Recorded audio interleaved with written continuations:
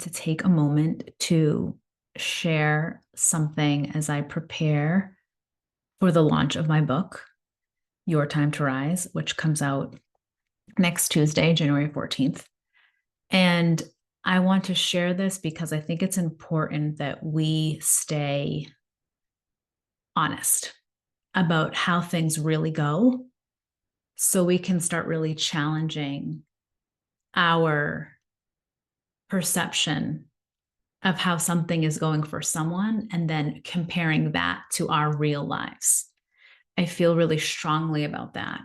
It is one of the most awful things about social media that it can make you feel really, really bad about yourself. It can make you feel like you're really, really behind. It can make you feel like you're not enough, like you're not doing enough, you're not fit enough, you're not smart enough, you're not all these things. And I am here to tell you that even though this is an amazing moment, and I'll get to why I even struggle with saying that, which I'll explain in a minute, even in an amazing moment, or what you see, the perception of that is all good. There's always something behind that that you have no idea about. And so I wanted to share that this journey of writing this book has been very much an emotional roller coaster. So putting this out into the world by writing it, editing it, all the things, it's been much more emotional than I probably would have expected.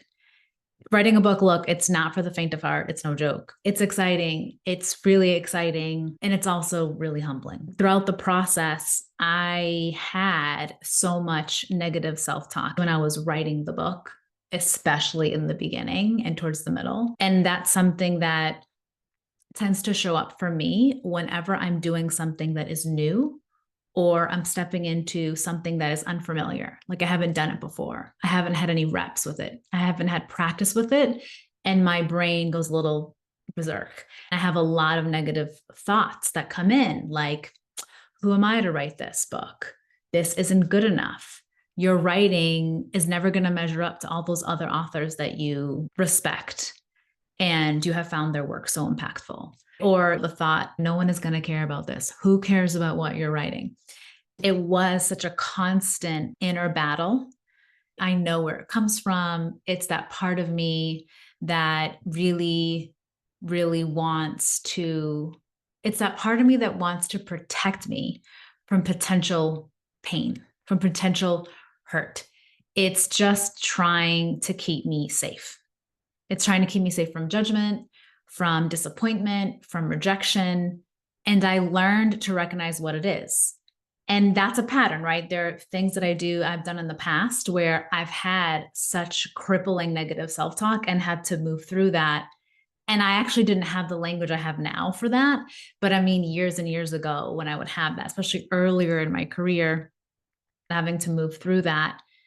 But now, as someone who is writing comes up a little differently. And I have to remind myself like, oh, this is my inner child trying to protect me. I have to remind myself of, hey, this book is on my heart and I'm going to do it. And I get you, little inner child, that you're stomping your feet and upset because you don't want me to be disappointed in the end if it doesn't work out. You don't want me to feel rejected. You don't want me to feel judged as I felt as a child. And so you're trying to protect me from that potential event or feeling happening. And so she still comes back all the time. And I have to practice telling her, I'm safe and I am going to be okay. So that was when I was writing the book, right? And now as the launch approaches and people are so pure and well-intentioned, expressing their excitement and they're cheering me on and supporting me. And I have found it so hard to receive that. It's like there's a part of me that's afraid to sit in goodness, to sit in a moment that you've earned and you deserve. Hard to sit in amazingness. We're so used to going on to the next thing, moving the goalpost. We achieve something, we move the goalposts. And the other day, I was on a call with my book coach, Stacey Ennis, who's incredible. Please work with her if you ever want to write a book. She's your girl. And I told her how I've been going through the book and noticing all the things that I would do differently. Like I keep going through the book and kept thinking as I'm going through the book for the gajillionth time, because I've read the book, I mean, at least 20 times at this point. But I'm going through the book and I kept thinking, well, this part I could have gone deeper here, or this idea, like limiting beliefs, deserves its own book. Like that's its own book. I mean, multiple books could be written about limiting beliefs, right? Those beliefs that don't serve you, that you struggle with. Or this other idea deserved its own huge chapter. Or I didn't go further enough here. I didn't do this good enough. And then Stacey said something that made me step back and think.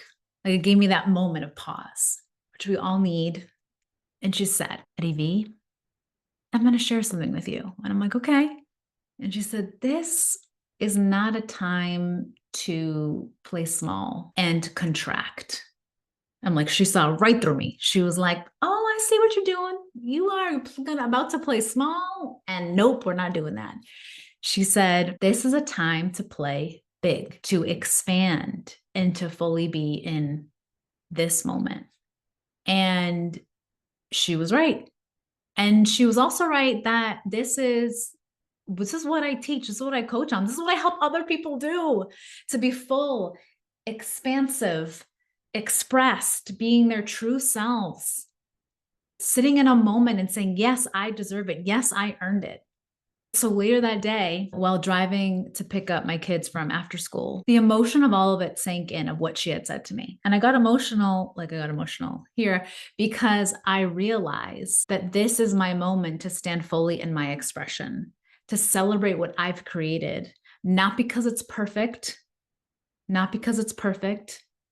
but because it really matters. It really matters. This book is going to help a lot of people, especially women, and especially women of color who are mothers, who are working their behinds off in all areas. I know this book is going to help so many people, and that has to be enough. And the truth is that creating anything, especially something as vulnerable as a book, where it's your creation, requires so much of you. It's scary. It's terrifying to put yourself out there, especially when you feel the weight of potential judgment and you feel the weight of potential disappointment and rejection and all the things that could go wrong. But here's what I have learned.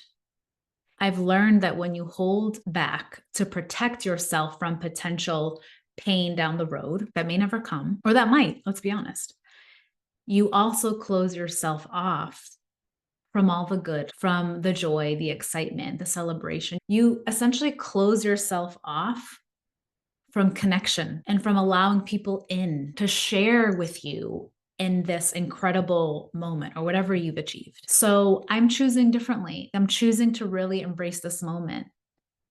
And that's part of the reason why I decided to do a LinkedIn live launch party next week on Tuesday, launch day at 12:30 p.m. because I was like, no, like it's not just a celebration, it's a party.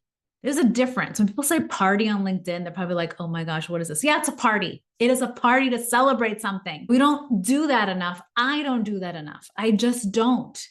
And even when I do, I still contract when I do that. And I'm like, no, we can't do that. Thank you, Stacey, for reminding me of that. So to anyone out there who's holding back, maybe you're afraid of judgment or you're worried about what happens if it doesn't go as you expected. And that's me too, okay? I want to remind you of something. Do not rob yourself of the joy of your own hard work. Do not do that to yourself. You deserve to celebrate it, to have a party about it. So thank you. I want to thank you for all your support. There are so many of you who have DM'd me, commented on posts, have reached out to me via email, and I haven't been able to get back to you, but I'm telling you that I read everything. And even though I haven't responded to you, I want you to know that I so appreciate you reaching out. And I appreciate your kind words. I feel it in my soul when you do that. I want you to know that your support means everything to me. And this, I've realized, is my time to rise, but it's also yours too. So thank you so much.